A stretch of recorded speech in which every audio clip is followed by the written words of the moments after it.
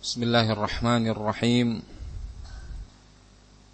Innal hamdalillah nahmaduhu wa nasta'inuhu wa nastaghfiruh wa na'udzu billahi min shururi anfusina wa sayyiati a'malina. Man yahdihillahu fala mudilla lahu wa man yudlil fala hadiya lahu. Wa ashhadu an la ilaha illallah wahdahu la syarika lah. Wa ashhadu anna Muhammadan abduhu wa rasuluh sallallahu alaihi wa ala alihi wa sahbihi wa sallama tasliman katsira. يا أيها الذين آمنوا اتقوا الله حق تقاته ولا تموتن إلا وأنتم مسلمون. يا أيها الناس اتقوا ربكم الذي خلقكم من نفس واحدة وخلق منها زوجها وبث منهما رجالا كثيرا ونساء. واتقوا الله الذي تساءلون به والأرحام إن الله كان عليكم رقيبا. يا أيها الذين آمنوا اتقوا الله وقولوا قولا سديدا يصلح لكم أعمالكم ويغفر لكم ذنوبكم ومن يطع الله ورسوله فقد فاز فوزا عظيما. أما بعد فإن أصدق الحديث كلام الله عز وجل وخير الهدي هدي نبينا محمد صلى الله عليه وعلى آله وسلم وشر الأمور محدثاتها فإن كل محدثة بدعة wa kullu bid'atin dhalalah wa kullu dhalalatin finnar. A'adzani Allah wa iyyakum minan nar. Ayyuhal ikhwah al-hadirun wa ayyuhal abna rahimani wa rahimakumullah wa waffaqani Allah wa iyyakum jami'an. فنسأل الله عز وجل في هذه الليلة أن يعلمنا ما ينفعنا وأن ينفعنا بما علمنا وأن يزيدنا علما وعملا وهدى وتقا وصدقا وإخلاصا يا رب العالمين. Para hadirin, anak-anakku semua, ikhwah sekalian yang dimuliakan oleh Allah Subhanahu wa ta'ala. Alhamdulillah, kita kembali bertemu di masjid tercinta ini, Masjid Abu Bakar, Amirul Mukminin Abi Bakar radhiyallahu ta'ala anhu wa ardhah, untuk bersama-sama mengkaji ilmu yang telah Allah Subhanahu wa ta'ala turunkan kepada Rasulnya, yaitu ilmu kitab wa ilmu sunnah. Dikarenakan kedua ilmu tersebut yang merupakan al-ilmu nafi', ilmu yang bermanfaat, yang akan memberikan cahaya dan akan memberikan pahala bagi seorang hamba walaupun dia sudah berpisah dengan dunia ini. Ikhwatil ahibba rahimani wa rahimakumullah. Tema pada malam hari ini mungkin sudah sering kita dengar, sudah biasa kita kaji. Bersabarlah, tentang masalah kesabaran. Akan tetapi ada lanjutannya, bersabarlah karena Allah Subhanahu wa ta'ala. Sebuah kalimat yang ringan, akan tetapi ternyata sedikit dari hamba-hamba Allah yang betul-betul bisa menerapkan kesabaran tersebut dalam seluruh aspek kehidupannya. Maka tidak akan mungkin seseorang bisa sampai kepada Allah dan dia meraih kemuliaan di sisi Allah Subhanahu wa ta'ala kecuali dengan kesabaran. Tidak akan mungkin seseorang mendapatkan derajat yang tinggi di sisi Allah maupun di hadapan manusia karena Allah Subhanahu wa ta'ala memuliakan dia kecuali juga dengan kesabaran. Tidak akan mungkin seseorang bisa menjadi hamba Allah yang sebenar-benarnya, menjadi hamba Allah yang hanya takut karena Allah, takut kepada Allah, hanya mengharapkan ridha Allah, kecuali juga dengan kesabaran. Tidak akan mungkin seorang hamba bisa meninggalkan larangan-larangan Allah, menjauhkan dirinya dari api neraka dan segala macam bentuk kemaksiatan, kecuali juga dengan kesabaran. Tidak akan mungkin pula seseorang bisa menghadapi dan menyikapi sebuah ujian dan musibah dan gangguan dengan sikap yang benar, dengan sikap yang sesuai dengan tuntunan Rasulullah sallallahu alaihi wasallam, kecuali juga dengan kesabaran. Bahkan dalam urusan-urusan dunia, dalam urusan-urusan mencari nafkah, dalam urusan mencari rezeki, maka juga dibutuhkan kesabaran.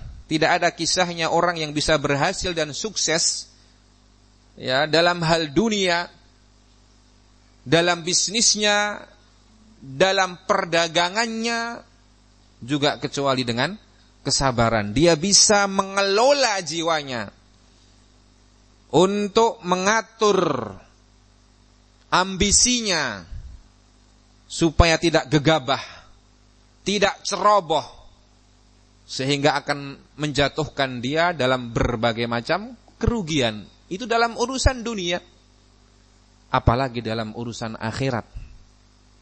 Ditambah syaitan yang senantiasa menghiasi untuk manusia dan anak Adam, menghiasi perkara-perkara yang buruk, menghiasi kemaksiatan-kemaksiatan dengan gemerlap, seolah-olah itu adalah keindahan, padahal itu adalah kenikmatan sesaat yang berakhir dengan penyesalan dan berakhir dengan api neraka. Maka kita perlu tahu, insyaallah ta'ala, sebagai muqaddimah, kita akan mendengarkan penjelasan dari Syekhul Islam Ibnul Qayyim rahimahullahu ta'ala, dan juga beliau menukilkan dalam kitab Madarijus Salikin jilid yang kedua halaman 155 sampai 158. Beliau menukilkan pula sebuah penjelasan yang sangat bermanfaat dari guru tercinta beliau, yaitu Syekhul Islam Abul Abbas Ibnu Taimiyah Al-Harrani rahimahullahu ta'ala. Sebagai penjelasan singkat, beliau mengatakan faslun ta'rifus sabri, sebuah pasal yang membahas tentang definisi pengertian dari kesabaran. Was-sabru fil lughati, kesabaran itu secara bahasa artinya adalah al-habsu wal kaffu. Nah, kesabaran adalah al-habs. Habs itu menangkap atau memenjara. Fulanun mahbus fis sijn. Orang itu sedang di penjara di rumah tahanan. Jadi kalau antum pengen tahu hakikat kesabaran itu, maka pahami dulu makna sabar secara bahasa. Sabar adalah engkau memenjara. Memenjara siapa? An-nafs. Memenjarakan dirimu sendiri. Memenjarakan bukan jasadmu. Yang paling penting pertama kali engkau penjarakan jiwamu dan hawa nafsumu. Wal kaffu, dan engkau tahan. Nah, jadi tidak sekedar dipenjara terus sudah. Oh tidak. Jiwamu harus kamu tangkap, kamu penjara, dan kalau ada usaha untuk keluar dan lepas, kamu tahan. Jangan dilepas. Wa minhu qutila fulanun sabra. Termasuk dari makna ini, sebagaimana perkataan orang-orang Arab, fulan terbunuh dalam keadaan di penjara, terbunuh di penjara. Idza umsika wa hubisa, yaitu dia terbunuh ketika ditangkap dan di penjara. Wa minhu qauluhu ta'ala, perhatikan, dan termasuk dari makna sabar secara bahasa ini adalah firman Allah Subhanahu wa taala dalam surat Al-Kahfi ayat yang ke-28. Allah Subhanahu wa taala berfirman, wasbir nafsaka ma'al ladzina yad'una rabbahum bil ghadati wal 'ashyi yuriduna wajhah. Wasbir nafsak, penjaralah dirimu. Nah, kita diperintahkan oleh Allah Subhanahu wa taala untuk memenjarakan diri kita. Di mana? Ma'alladzina yad'una rabbahum. Penjarakanlah jiwamu untuk terus bersama orang-orang yang menyembah, beribadah kepada Rabb-Nya. Sabar kamu untuk terus bergaul, berinteraksi, berta'awun dengan orang-orang yang senantiasa menyembah Rabb-Nya. Jangan kamu ganti teman-temanmu dengan teman-teman yang jauh dari Allah Subhanahu wa ta'ala. Ini salah satu sebab seseorang bisa istiqamah dan terhindar dari fitnah, yaitu musahabatus salihin al-muttaqin. Senantiasa berteman, bergaul dekat dengan orang-orang saleh yang bertakwa kepada Allah Subhanahu wa ta'ala. Maka Allah memerintahkan kita untuk memenjarakan jiwa kita, bersabar untuk senantiasa bersama mereka-mereka orang-orang yang saleh dan bertakwa, yang senantiasa menyembah Allah, mentauhidkan Allah. Bil ghadati wal 'ashyi, mereka berdoa menyembah kepada Allah baik di waktu pagi maupun di waktu petang. Yuriduna wajhah, dan mereka hanya menginginkan wajah Allah, menginginkan pahala dari Allah Subhanahu wa ta'ala. Kata Ibnul Qayyim, yaitu ihbis nafsaka ma'ahum. Yaitu maksudnya ayat ini, penjarakanlah jiwamu untuk senantiasa bersama mereka. Fasabru, kata beliau, maka kesabaran itu habsun nafsi 'anil jaza'i wat tasakhuti. Maka yang namanya kesabaran adalah habsun nafsi, memenjarakan jiwa, 'anil jaza', dari kecemasan, dari kerisauan, kegundah gulanahan, wat tasakhut, dan dari emosi dan marah. Jadi sabar itu sangat erat keterkaitannya dengan emosi. Artinya kalau kamu emosinya itu meluap-luap, berarti itu tandanya kamu belum bersabar. Karena kamu belum bisa memenjarakan dan menangkap jiwamu ini yang senantiasa mengajakmu untuk meluapkan emosimu.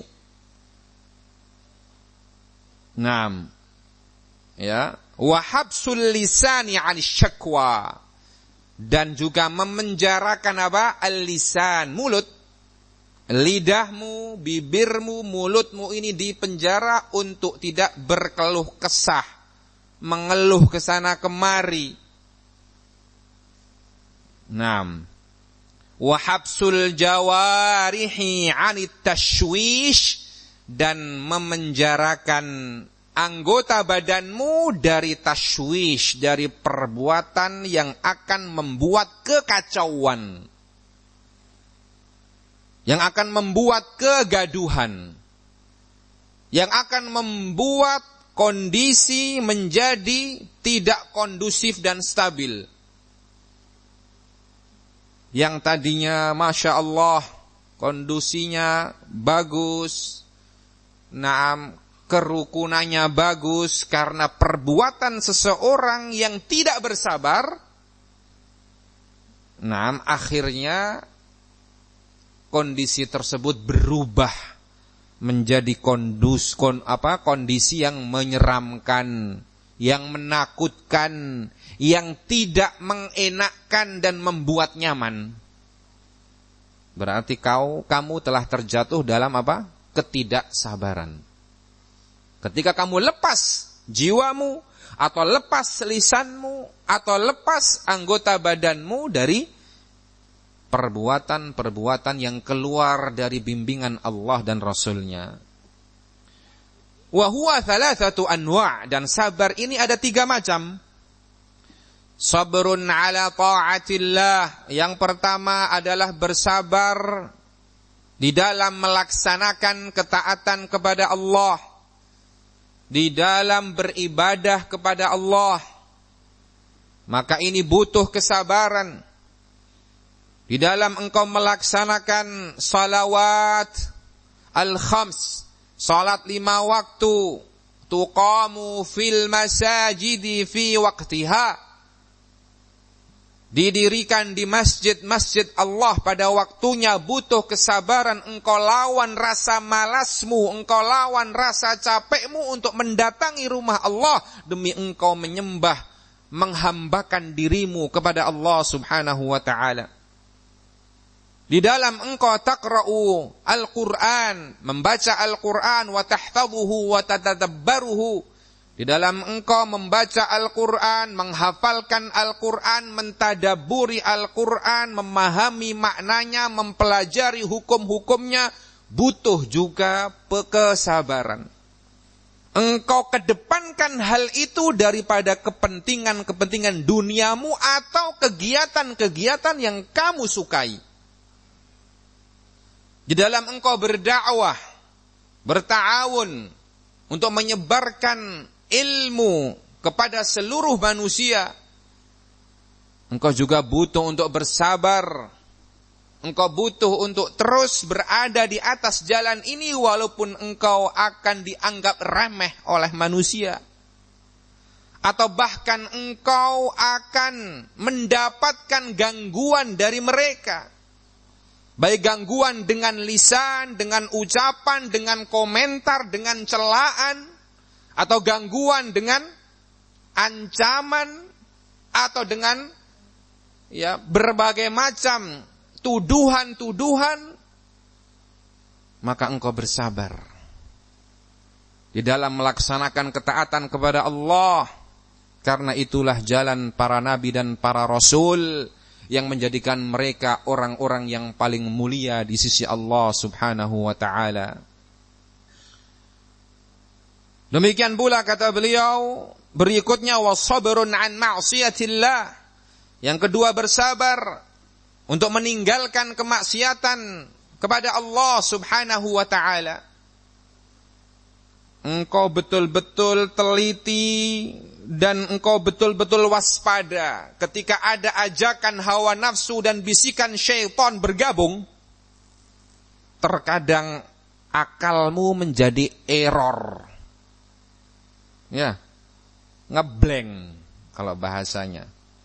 Akhirnya kamu terjatuh dalam maksiat karena kamu lupa bahwasanya di sana ada Allah Subhanahu wa ta'ala muttali'un ala ahwalika wa harakatika wa sakanatika, yang senantiasa mengawasi gerak-gerikmu, keadaan-keadaanmu, ataupun diammu dimanapun kamu berada. Waladayka raqibun atid, demikian pula di dua sisimu ada malaikat yang senantiasa mengintai dan mencatat seluruh ucapan dan perbuatanmu. Naam. Maka engkau harus waspada untuk menahan hawa nafsumu untuk tidak kamu ikuti dan tidak terlena dengan ajakan-ajakan syaitan, sehingga engkau terjatuh dalam kemaksiatan dengan segala macam bentuknya. Na'udzubillah, mulai dari kesyirikan ataupun kebid'ahan ataupun al-kabair, dosa-dosa besar yang mungkin kamu lakukan secara tersembunyi. Maksiat engkau lakukan yang tidak ada mengetahuinya kecuali dirimu dan Allah subhanahu wa ta'ala. Ataupun maksiat yang berkaitan dengan sesama, dengan saudaramu, dengan tetanggamu, dengan temanmu, dengan melakukan perbuatan-perbuatan zalim,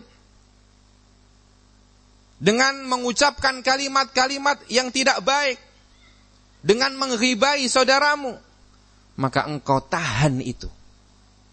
Walaupun mungkin lezat di lisanmu, engkau bicarakan seperti engkau makan buah. Yatafakkahuna bi'a'radhin nas.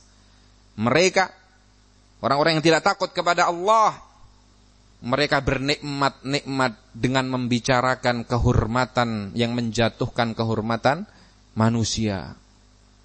Bertakwalah kepada Allah. Butuh kesabaran untuk tidak melakukan dan melepas lisan tersebut. Nah, kemudian berikutnya, watsalitsu wasabrun 'ala imtihanillah, yang ketiga adalah bersabar di dalam menghadapi ujian, imtihan. Ya, seperti kalau santri mau naik kelas, ada imtihannya, ada ikhtibar. Di akhir semester biasanya ada imtihan. Nah, demikian pula dalam hidup ini. Jadi secara teori ya, ada imtihan, ada ujian.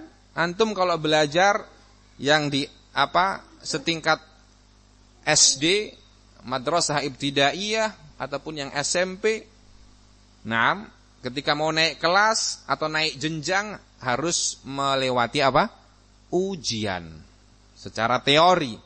Demikian pula dalam hidup juga ada ujian nyata yang antum harus siap untuk menghadapinya, dan tidak akan ada istilah kita bebas dari ujian tersebut. Maka ketika engkau mendapatkan ujian dalam hal apapun, dalam hal rizki, dalam hal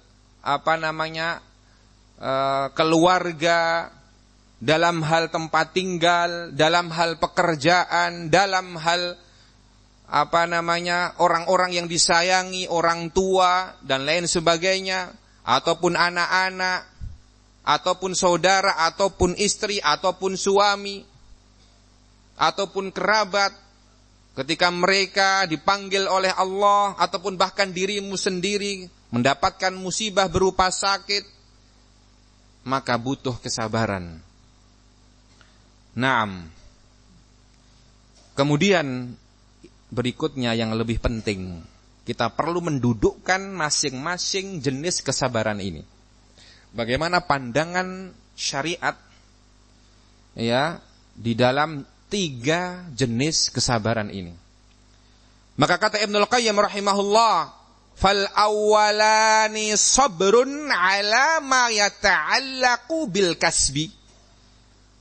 Maka 2 jenis kesabaran yang pertama yaitu apa? Kesabaran dalam melaksanakan ketaatan kepada Allah.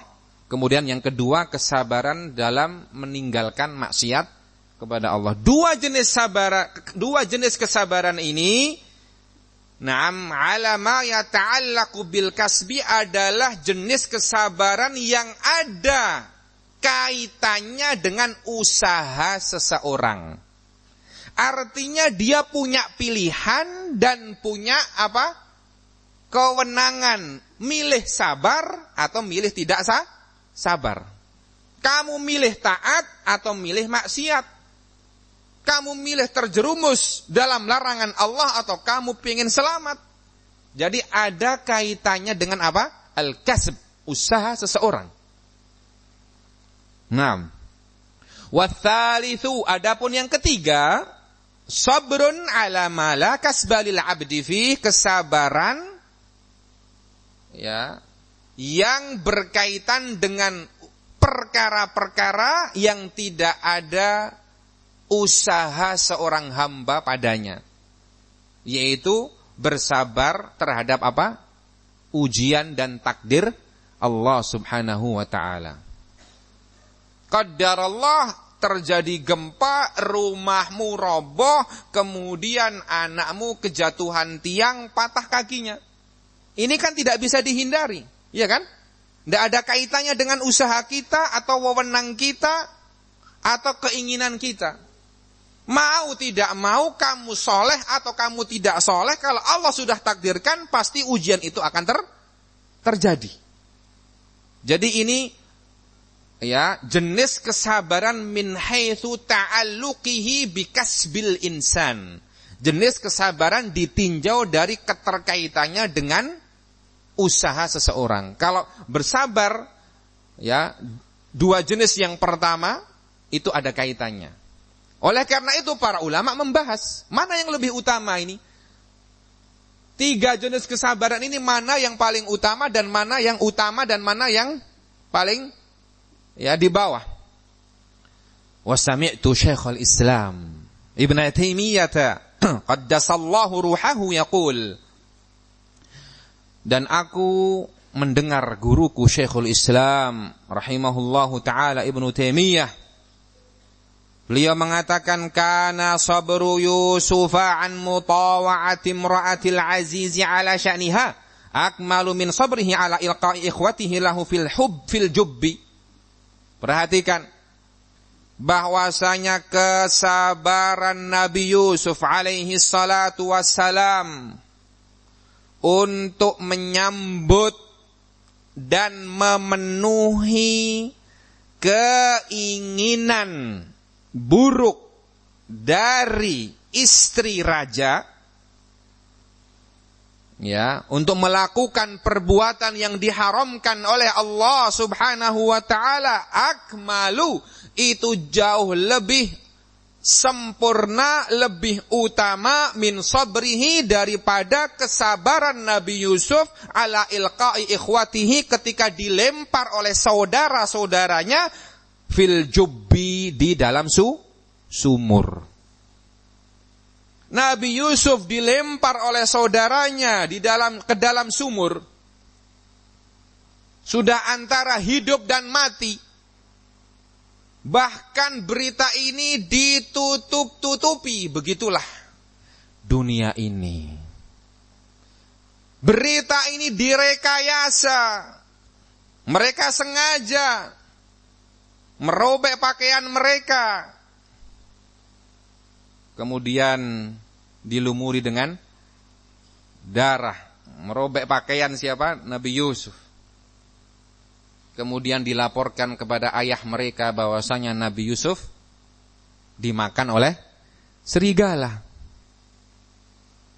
Lama ini kejadiannya, bertahun-tahun baru hakikat sebenarnya akhirnya terbongkar. Jangan khawatir, Allah Subhanahu wa taala Maha melihat, Maha mendengar, Maha mengetahui. Ketika ada sebuah rekayasa, sebuah kedustaan yang mereka perbuat karena hasadnya mereka, saudara-saudara Nabi Yusuf, ketika itu, maka memang ya waktu berjalan begitu, dan Nabi Yusuf terus diuji oleh Allah Subhanahu wa taala agar beliau menjadi semakin sempurna, karena nanti akan menghadapi ujian yang lebih berat ini. Ya. Tadi ujian dilempar ke sumur, kata Syekhul Islam Ibnu Taimiyah, itu lebih ringan bagi beliau untuk bersabar daripada ujian untuk tetap menolak ajakan seorang perempuan yang memiliki nasab, kedudukan, dan fisik yang sangat sempurna. Nah, yaitu bersabar untuk meninggalkan maksiat kepada Allah. Ini jauh lebih sempurna daripada kesabaran beliau menghadapi takdir Allah, yaitu ketika beliau dilempar oleh saudara-saudara beliau ke dalam sumur. Naam. Wa bai'ihi wa tafriqihim bainahu wa baina abihi, dan juga tidak sebatas itu.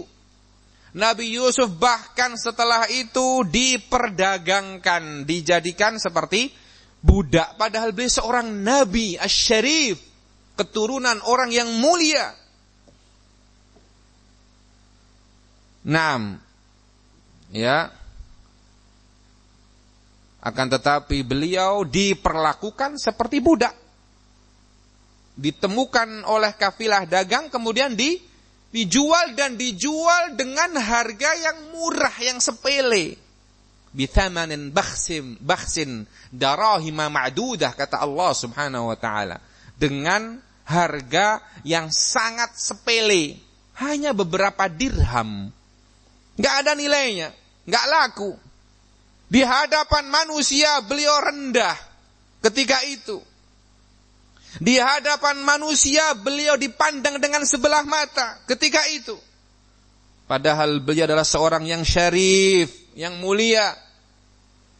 Tetapi beliau tetap bersabar dan beliau yakin kepada Allah akan janji Allah Subhanahu wa taala. Bersabar. Coba kalau tidak bersabar, nah, kira-kira apa yang akan terjadi? Lain lagi yang akan terjadi. Bahkan mungkin beliau akan semakin rendah. Nah, wahasya.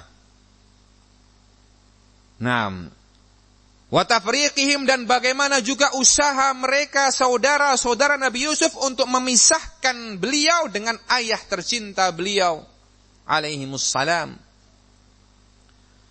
Naam, fa inna hadhihi umurun jarat alaihi bighairi ikhtiyarih, maka ini semua adalah kejadian-kejadian yang menimpa beliau tanpa adanya pilihan dari beliau. Memang itu sudah Allah takdirkan sebagai sebuah ujian dan beliau tidak bisa memilih. Tidak bisa, saya tidak mau masuk ke sumur, lempar saja saya ke atas pohon. Tidak bisa, Pak.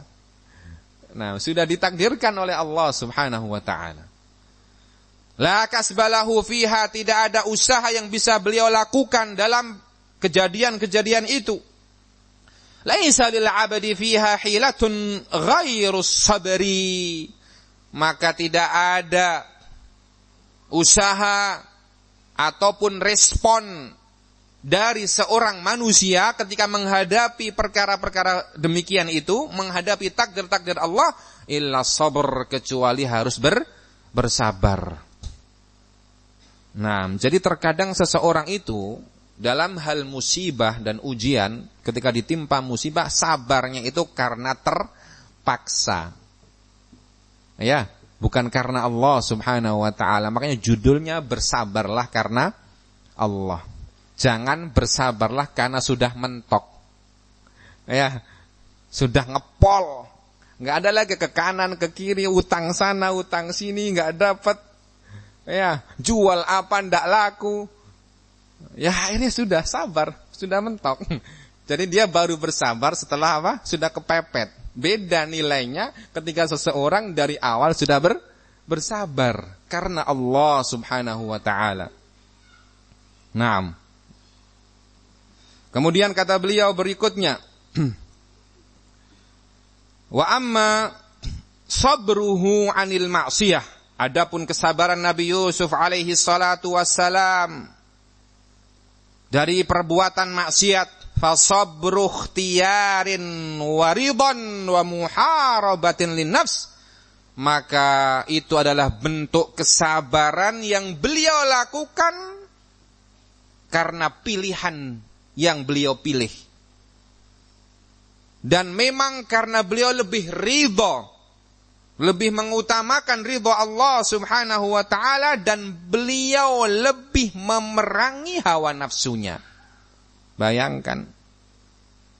Nah, dawa'il ma'asi ya mutakatsirah.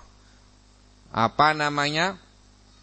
Dawa'i, faktor-faktor yang bisa menjerumuskan beliau kepada maksiat ketika itu banyak.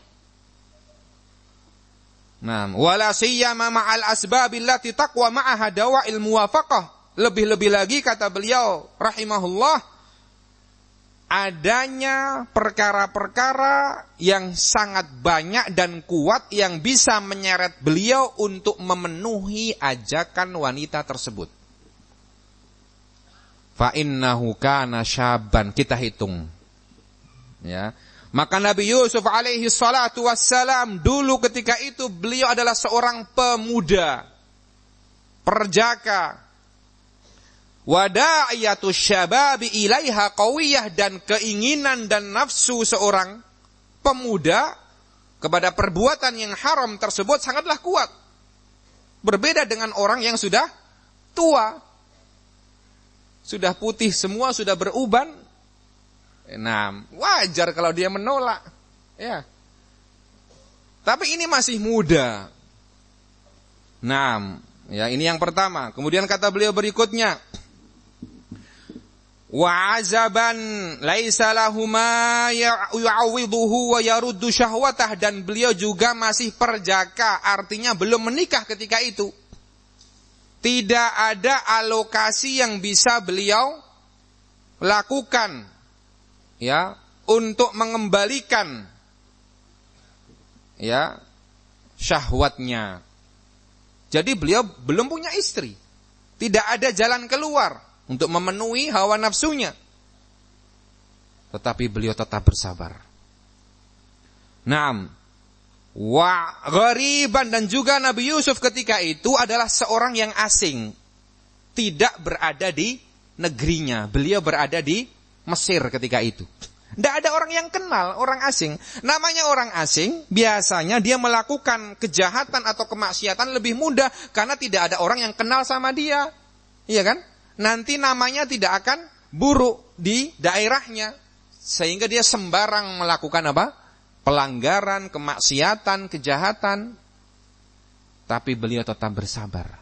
Walaupun ada faktor penggoda ini. Naam. Wal gharibu la yastahi fi baladi ghurbatihi mimma yastahi minhu man baina ashabihi wa ma'arifihi wa ahli. Yang namanya orang yang asing, tidak berada di daerahnya. Misalnya kita pergi ke satu tempat, tidak ada orang yang kita kenal di situ. Maka ketika kita mau melakukan suatu pelanggaran atau kejahatan, biasanya kita tidak malu karena tidak ada orang yang dikenal, tidak ada saudaranya di situ, tidak ada kerabatnya, tidak ada kenalannya, tidak ada teman-temannya, sebagaimana dia akan malu kalau dia lakukan hal yang sama di daerah asalnya, karena banyak yang tahu. Kalaupun dia tidak malu, maka nanti dia akan berpikir keluarga saya, ayah saya, ibu saya akan malu juga. Nah, suami saya, istri saya, anak saya akan malu juga. Nah, tetapi beliau tetap teguh memegang kesabaran. Nah, wa mamlukan, dan beliau adalah seorang mamluk ketika itu, seorang budak yang diperjualbelikan. Dan budak itu tidak dianggap, sudah dia orang asing tambah lagi budak, enggak ada yang menganggapnya, sehingga mau maksiat mau apa terserah, orang enggak peduli. Beda orang yang punya kedudukan, orang yang punya nama baik, orang yang merdeka, akan diperhatikan oleh orang lain, sehingga dia akan malu dan takut untuk melakukan pelanggaran ataupun maksiat. Nah, ya, wa wazi'uhu kawazi'il hur, laisa wazi'uhu kawazi'il hur. Maka yang akan mengekang dia dari kemaksiatan, ya, tidak seperti orang yang merdeka. Karena dia hanya sekedar budak, tidak diperhitungkan oleh manusia. Kemudian itu adalah faktor-faktor yang ada pada diri beliau yang lebih membuat meninggalkan kemaksiatan itu berat. Di sana ada faktor, itu faktor internalnya beliau. Di sana ada faktor eksternalnya, yaitu dari lawannya. Ya. Yaitu wanita, raja, istri raja yang mengajak beliau berbuat kemaksiatan. Wal mar'atu, kata beliau, jamilah. Naam. Al-muadzin fal yuadzin.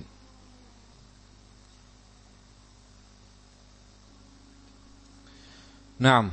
Kemudian kata beliau Syekhul Islam Ibnu Taimiyah, dinukilkan oleh murid beliau Al-Imam Ibnu Qayyim rahimahullahu taala, berikutnya faktor dari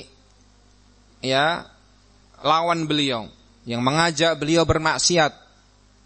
Nah, kata beliau rahimahullah, wal mar'atu jamilatun, dan perempuan itu, istrinya Al-Aziz, raja tersebut, adalah cantik.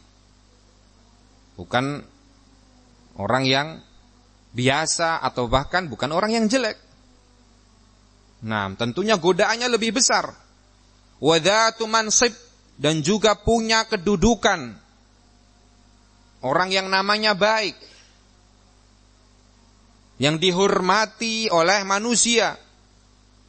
Wa hiya sayyidatuhu, bahkan dia itu adalah tuannya, majikannya Nabi Yusuf alaihi salatu wassalam.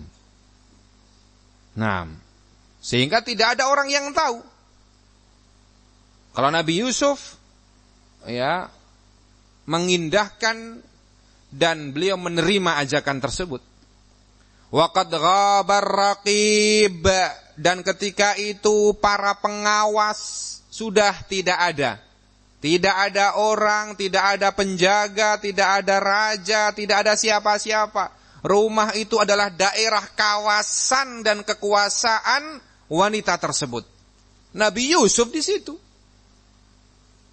Kemudian diajak, bahkan dipaksa dengan segala godaan-godaan tersebut. Nabi Yusuf alaihi salatu wassalam, beliau tetap bersabar untuk memegang prinsip yang kokoh di dalam meninggalkan kemaksiatan kepada Allah Subhanahu wa taala. Wa hiya da'iyatu lahu ila nafsiha, dan dia sendiri yang mengajak dan menggoda Nabi Yusuf untuk berbuat maksiat dengan dirinya, bukan orang lain, dengan perantara orang, dia sendiri yang mengajak. Bukan dia yang dijodohkan ataupun lain sebagainya. Wal harisatu ala dzalika asyaddal hirs, bahkan dia juga orang, wanita tersebut adalah wanita yang harisah, sangat bersemangat, berambisi, berkeinginan untuk melakukan maksiat tersebut dengan Nabi Yusuf sallallahu alaihi wasallam. Naam. Wa ma'a dzalika, bersamaan dengan itu ditambah lagi faktor yang lain. Tawa'adathu illam yaf'al bis-sijni was-sighar was-saghar, bahkan dia mengancam, kalau Nabi Yusuf tidak mau melayani, tidak mau menanggapi, menerima ajakan itu, maka Nabi Yusuf diancam oleh wanita tersebut untuk dipenjara dan akan rendahkan, akan disiksa. Naam.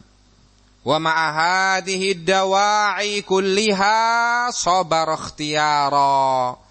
Akan tetapi Nabi Yusuf, dengan adanya faktor-faktor penggoda tersebut, beliau tetap memilih untuk bersabar dan kokoh di atas jalan Allah Subhanahu wa ta'ala.